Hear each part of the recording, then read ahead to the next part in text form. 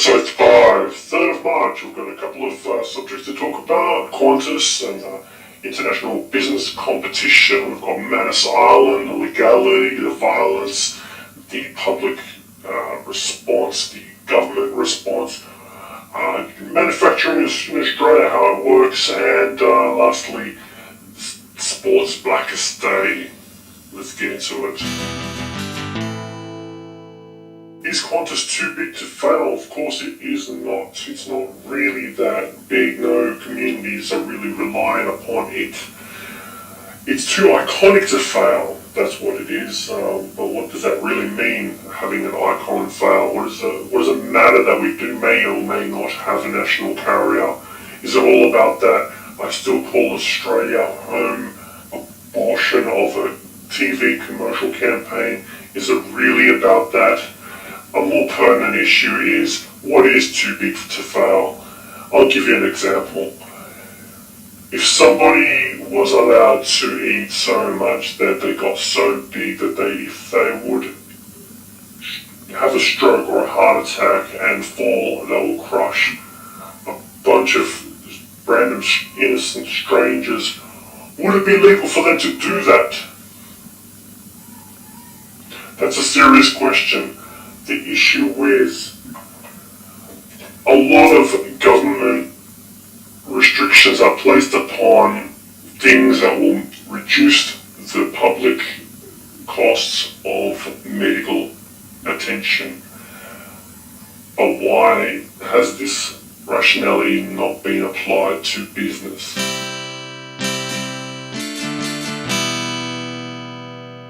Yes, of course, if we're intending to compete as manufacturers, we need to cut wages and conditions. It's a race to the bottom, clear as day. We need to whore ourselves off, sell, bend over at the corner. Maybe someone will put some tip in the jar. It's a complete joke. We should be working on innovation and getting self-sufficient.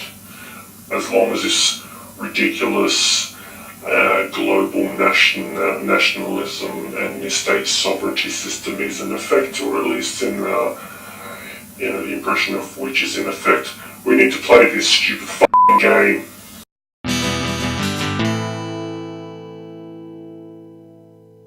Why don't we just let the tooth fairy handle it?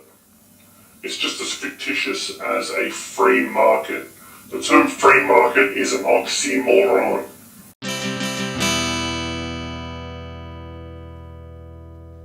I don't imagine that this review will come to the conclusion that if we'd actually treated these people with respect and the courtesy that they deserve and the other care that they need, that none of this violence would have taken place. No, of course not.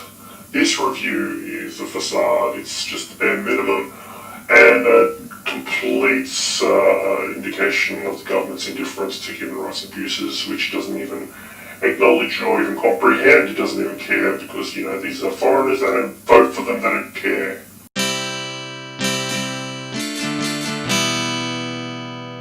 Yes, Conroy was a bit fast in pointing the finger, but hey, he was nowhere near the lightning speed of Scott Morrison when he pointed the finger at the victims.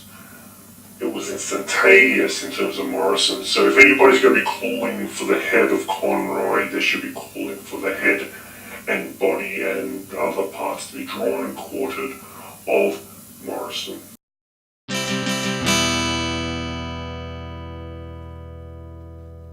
Just in case anybody is unaware of it, our commitment to the Refugee Convention means that we are obliged to look after anybody who lands on our soil looking for asylum.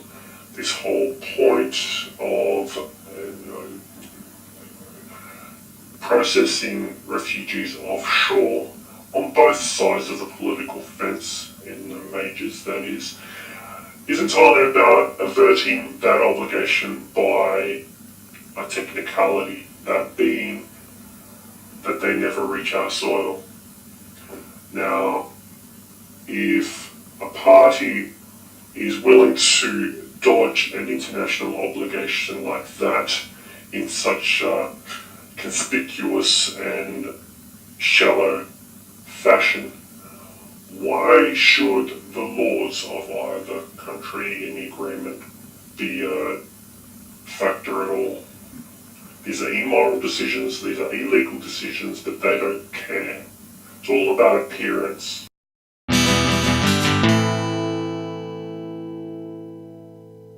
The manufacturing industry only doesn't work when you compete with other countries.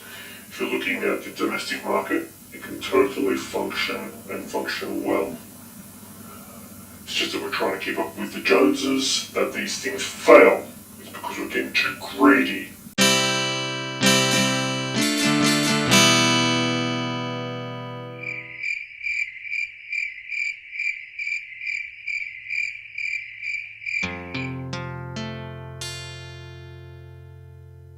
Give Printer good on you, mate. You not only failed to quote the guy correctly, but you failed to even ask a bloody question. Yeah. I don't even know what you're asking there. Is that even... No, it's not even a question.